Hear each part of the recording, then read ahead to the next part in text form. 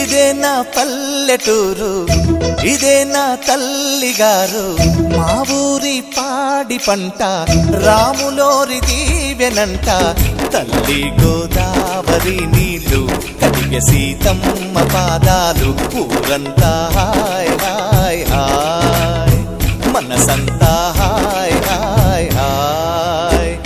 ఇదే నా పల్లెటూరు, ఇదే నా తల్లిగారు, మా ఊరి పాడి పంట రాములోరి దీవెనంట.